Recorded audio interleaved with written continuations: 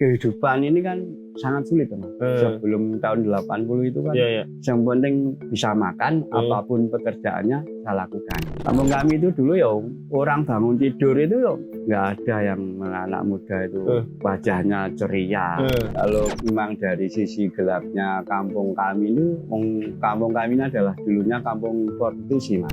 Wah sebelum Petrus itu orang itu sangat susah Mas hidup. Karena kalau punya itu diminta oleh gali. Nek orang duwe, ya orang duwe tenan. Nah, biyen iku bonceng gali supaya bonceng aparat atau buang gali setengah mati. Dulu gali-gali itu kan kumpulnya di sini juga. Dan bahkan di tahun Petrus itu udah 83, 84 ya. Itu kan awal dari pembukaan penembakan yang pertama kan ada di SG. Karena pada waktu mereka berkelahi itu kan pancing-pancing keluar, nah itu di mau pintu mau masuk keluar resosialisasi itu ditembak oleh aparat. Setelah ditembak diangkat lempar ke.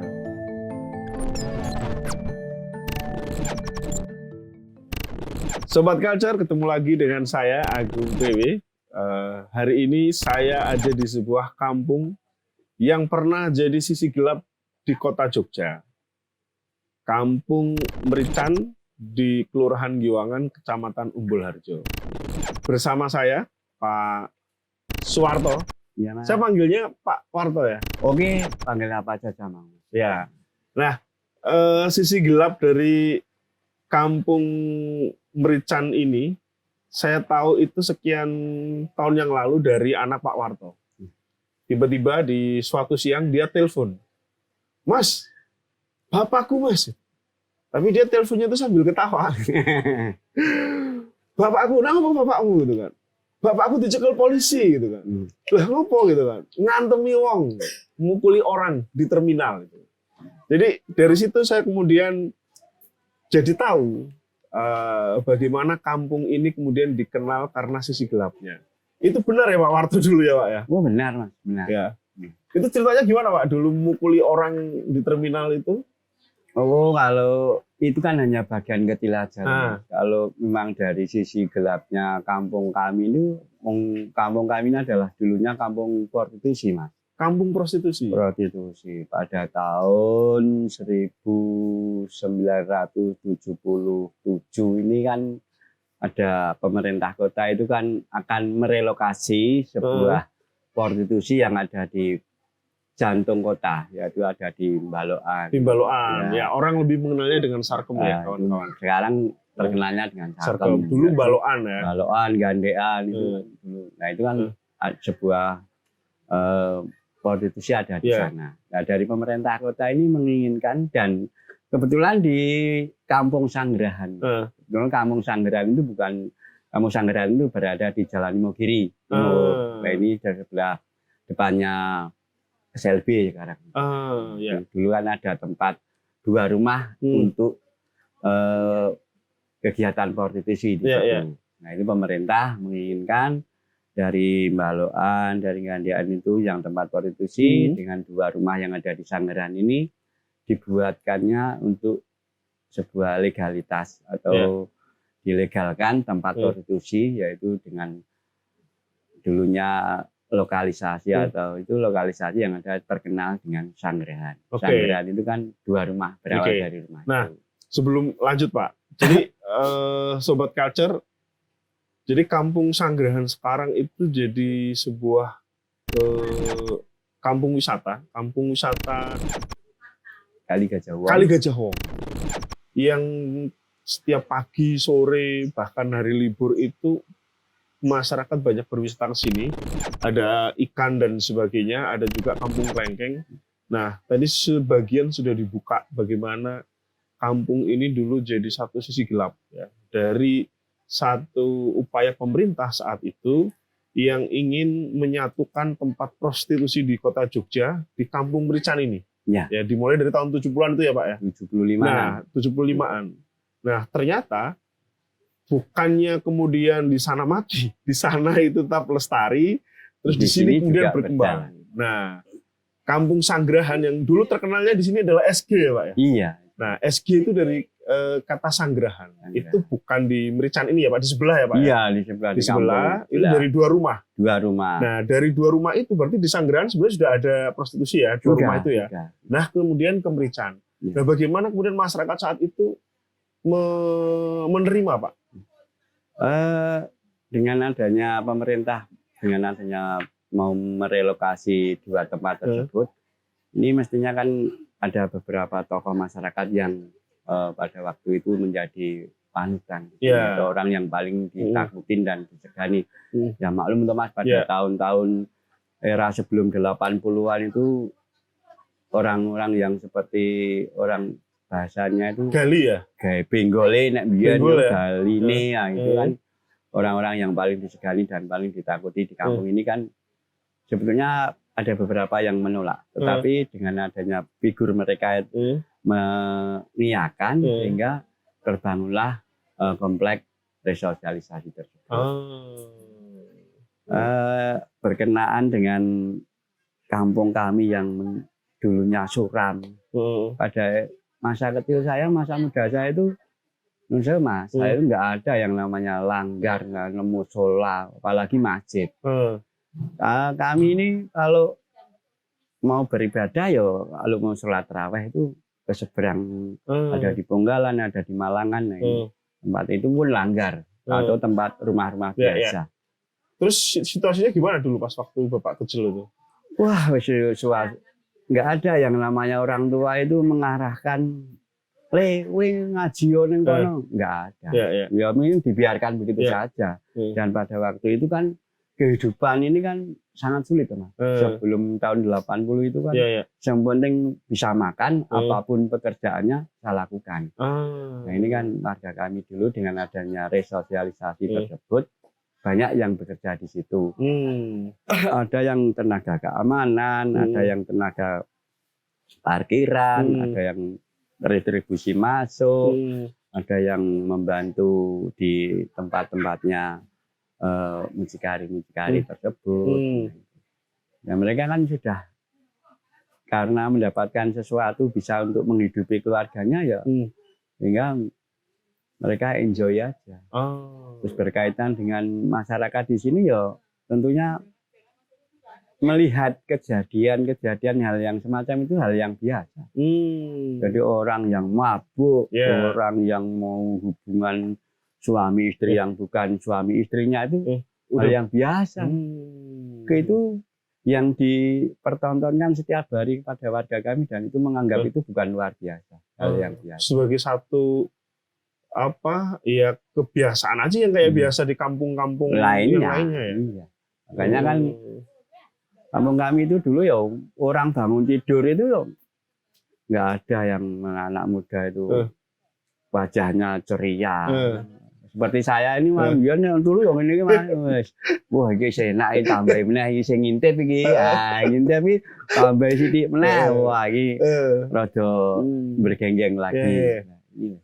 Jadi hal-hal yang macam itu memang kebiasaan yang saya lakukan. Tahun 80-an kan ada Petrus tuh kan di Jogja ya. Itu gimana Pak? Pengaruh nggak itu saat itu tuh? Wah, sebelum Petrus itu orang itu sangat susah masih hidupnya. Karena kalau punya itu diminta oleh gali. Nek orang duwe, ya orang duwe tenan. Nah, biyen iku bonceng gali supaya bonceng aparat itu buang gali setengah mati. Wah, bonceng gali nyasar pedang ini iki. Wah, ora ono ngelek-lek. Bahkan aparat itu enggak berani ngelek-lek. Enggak berani masuk sini ya. Enggak berani mengingatkan ketika itu. Nah, sekarang kan ada undang-undang sajam. Karena dulu itu orang yang membawa pelewang, membawa senjata tajam, itu nggak ada yang artinya kejadian kayak kriminal terus kekerasan itu sudah jadi keseharian ya? Tinggi Pak, tinggi. Dan memang di sini dulu karena ada resosialisasi itu kan tempat beberapa orang-orang yang kalau sekarang kenakalan di jalanan itu kan dulu gali-gali itu kan kumpulnya di sini juga. Dan bahkan di tahun Petrus itu 83, 84 ya. Itu kan awal dari pembukaan penembakan yang pertama kan ada di SG itu, sosialisasi. Wahyo itu. Siapa? Wahyo. Wahyo namanya. Wahyo itu kan berkelahi dengan Supri Gondrong. Cuman Supri Gondrong itu kayaknya sudah ada backing-nya dari aparat. Karena pada waktu mereka berkelahi itu kan dipancing-pancing keluar, nah itu di mau pintu mau masuk keluar resosialisasi itu ditembak oleh aparat. Dan ditembak itu jatuh, kaki jatuh itu masih ditoltes gini Mas. Pada waktu itu saya masih kelas 1 SMP. Kelas 1 SMP. Saya tahu, bingung ya. Aku di situ setelah ditembak diangkat, lempar ke mobil aparat itu. Dan setelah itu berapa kejadian sana ada. Justru mulainya itu dari kampung Sanggerahan itu ya. Ya, SG awal SG dari itu. Terus kalau awal dari penembakan Petrus itu yang pertama ya di Sanggerahan juga. Itu yang awalan Pak Wahyo itu. Nah, kemudian kan di awal reformasi kalau nggak salah ya tahun 90-an itu kan pemerintah pingin menghilangkan atau apa ya Pak? Ya. Nah, itu apa yang Bapak ingat ya ketika kemudian keseharian ya dunia kriminalitas, kekerasan, mabuk-mabukan lah, kriminal ada di sini semua. Terus kalau nggak salah Pemkot itu membuat sebuah kebijakan ya. Nah, bagaimana kemudian masyarakat di sini itu menyikapi saat itu Pak? Sebenarnya mereka itu setelah menutup kegiatan prostitusi, itu mereka itu tidak melakukan upaya apa-apa. Itu Bapak tahu ingat nggak tahun-tahunnya itu? Tahun 98 sampai tahun 2000 itu ya melakukan paling tahun 2000, sekarang 2004, 2020 tahun ya. Langsung ngasih aturan aja gitu ya, nggak ada solusi atau yang untuk membenahi itu justru dari masyarakat. Masyarakat ini kan sudah kayaknya kok kampung kami sudah dari tahun 77 sampai ini 98 ini kan bertahun-tahun kok kayak gini terus ya. Nah, ini kan sudah mulai berubah. Kepingin dari ada tokoh-tokoh agama dan tokoh-tokoh masyarakat ini kan berawal dari subuhan di musola. Subuhan ini kan gimana kalau kita itu mengingatkan mbak-mbaknya itu supaya tidak tetek di sini, supaya tidak menjual diri di sini. Ini kan saya, Pak Bambang, Pak Temu, terus dibantu dengan para ulama, ada Pak Mustafa, Ismail, ada Pak Palan, ada Pak Nur. Nah ini kan mereka yang ahlinya di bidang keagamaan. Kalau Pak Bambang ini sebagai tokoh masyarakat yang ahlinya di bidang ekonomi, dia adalah pengusaha. Dan mereka yang kalau dulu kan warga kami juga ada yang tempatnya itu dijadikan tempat prostitusi, diingatkan. Kan ya nggak mau begitu saja Mas, diingatkan karena sudah enak nompo sewa kamar. Ini kan nah, mereka ya, tapi kesehariannya harus dirubah. Kami mengingatkan, tetapi kami juga memberikan solusi dari beberapa hutang yang sudah mungkin karena mereka itu juga terjerat oleh rentenir. Nah ini kan mereka dipenuhi oleh salah satu Pak Bambang itu. Ini mereka ini berarti apa yang punya rumah atau? Iya, yang punya rumah tempat yang untuk prostitusi tersebut. Dan kalau saya sejak kecil hidup di prostitusi, lalu di Lembah Hitam kayak begitu tuh nggak ada yang namanya uang itu duit setan mangan demit. Bablas itu ya. Bablas apa nih. Nggak sampai sekarang ya nggak ada yang mental. Jadi ya memang kalau para ulama mengatakan bahwa dari uang haram itu memang tidak bisa bermanfaat itu ya. Nah, artinya kesadaran masyarakat itu tumbuh sendiri ketika kemudian dari pemerintah tidak ada yang ya pokoknya hanya melarang aja lah. Tapi masyarakat di sisi lain itu juga merasakan bahwa kejenuhan ya, bahwa sebagai yang semacam itu. Ya sebagai kampung Texas atau kampung Texas dulu itu ya. Kayak Texas itu jadi hidup yang bebas lah. Hidup yang bebas ya. Nah, kemudian mulai nih perubahan-perubahan yang saya lihat ya, sudah nggak ada lagi yang tetek, bahkan sekarang sudah nggak ada ya Pak ya? Ya. Itu bagaimana kemudian sampai bersih, terus kemudian bisa bertransformasi dari kampung prostitusi menjadi kampung yang berprestasi ya kata Pak Warto itu? Ya, berawal dari sebenarnya ada sedikit kontribusi yang diberikan oleh pemerintah karena kami pada waktu saya masih ingat itu pada waktu sekdanya Bu Titi. Nah ini kami kan Bu Titi karena sekda dan itu punya andil yang besar untuk menentukan sebuah kebijakan. Kami itu dilengkan dengan kampung kami ini dilengkan dengan Basnas Kota. Nah ini kan kami terus didampingi oleh Basnas Kota. Ya baik itu anggaran yang dari Basnas itu kan untuk peningkatan ekonomi, untuk peningkatan kerohaniannya. Nah ini kan sampai sekarang ini masih didampingi oleh Basnas Kota. Ini bentuk-bentuk kontribusi pemerintah yang mengelingkan pada salah satu lembaga Basnas. Kalau dulunya itu setelah dari pembubaran itu mereka tetek-tetek di kampung-kampung, mereka di jalan-jalan. Nah, ini upaya yang gropioi malah justru dari masyarakat yang mengingatkan. Mengingatkan dulu 1, 2, sampai 3 kali sampai dikasih solusi. Kalau masih benar ya nanti kita siang-siang gini seringkali teman-teman itu menangkap orang yang baru transaksi, terus mereka eksekusi lah ini.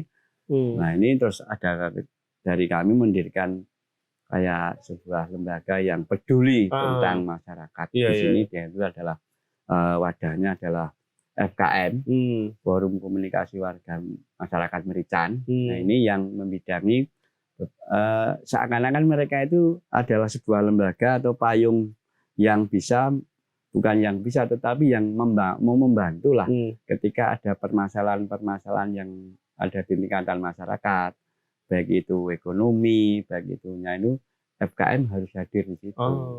Nah, pada waktu FKM itu memberantas beberapa mbak-mbak yang tetek di situ itu kan juga bertanggung jawab dan mereka juga memberikan solusi. Ketika mbak-mbaknya itu diingatkan ya kita bawa ke kantor polisi.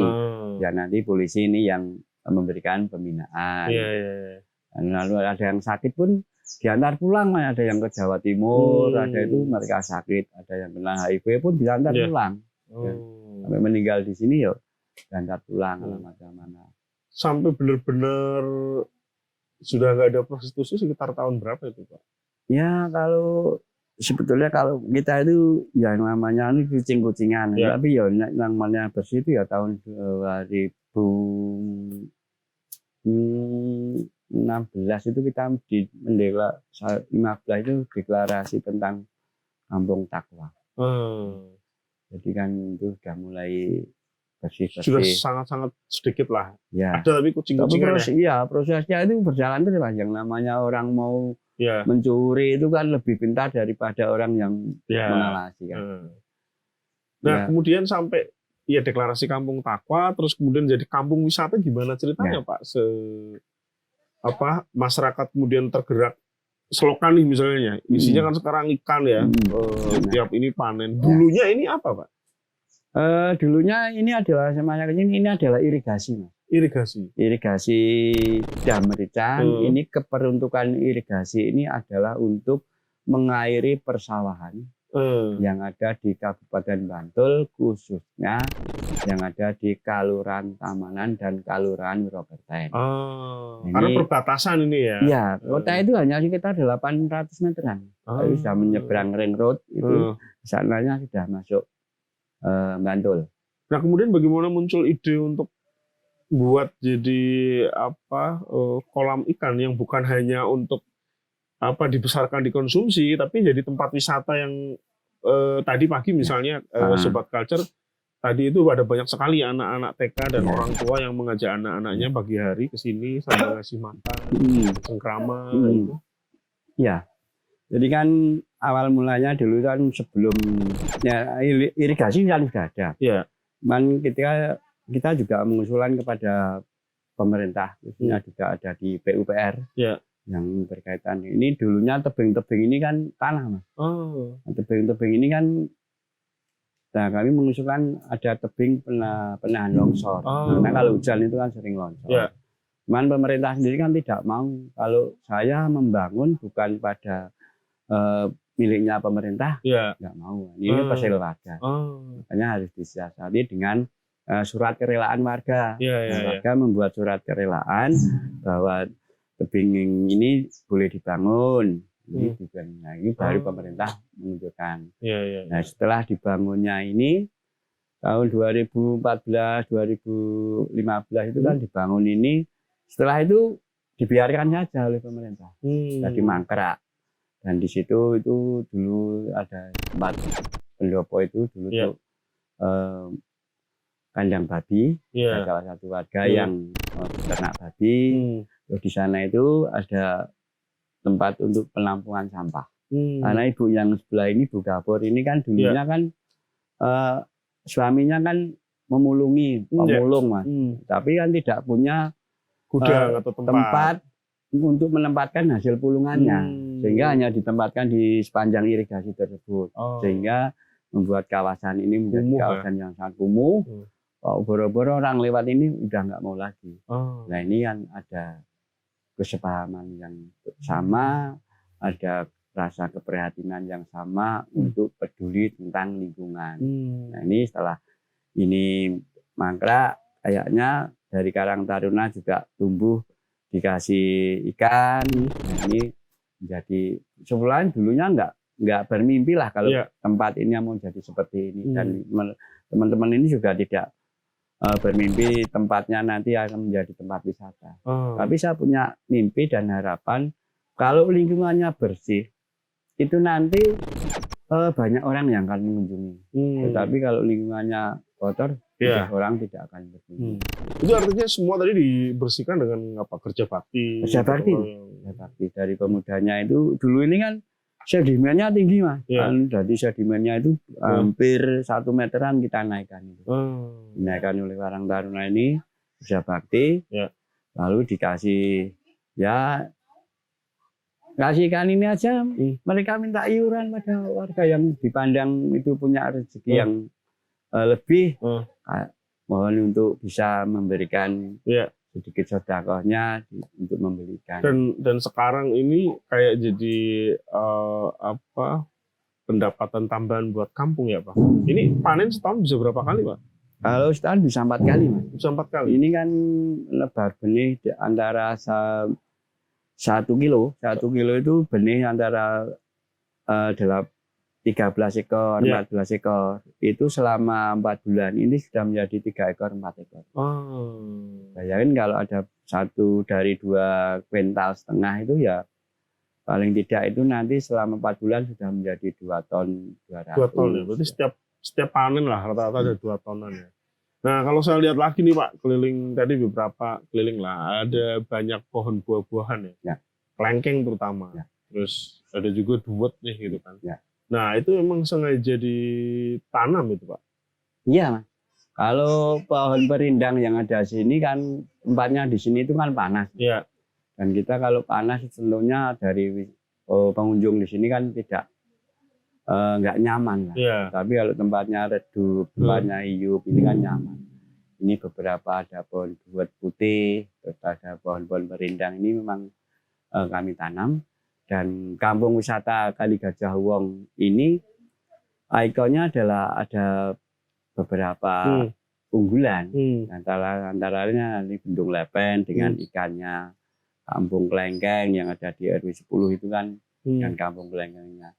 Karena kampung wisata Kelurahan Giwangan ini kan dari kelurahan menginginkan bahwa setiap kampung-kampung ini menjadi destinasi wisata. Jadi kan mempunyai ciri khas tersendiri. Minimal destinasi wisata buat keluarganya lah atau warga di sekelilingnya ya. Dan kemudian minimalnya kan. Umumnya nanti bisa untuk komunitas atau untuk OPD karena kami punya ke depan ini kan kampung-kampung ini untuk bisa mempunyai ciri khas masing-masing. Jadi kampung ini Merican RW 8 ini ikonnya adalah ikan. Kampung Kelengkeng RW 10 ini kampung. Terus kampung RW 11 ini ada kampung anggur. RW 13 ada kampung apokat tanpa biji. Oh gitu. Iya. Itu sudah tanamannya sudah ada. Sudah ada. Nah ini kan tinggal kita itu nanti ke depannya kita jual paketan.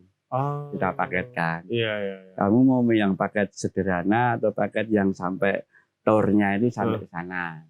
Oke. Tapi minimal kalau yang ini ya perubahan dari sebagai kampung prostitusi di masa kecil Pak Warto sampai sekarang gitu kan.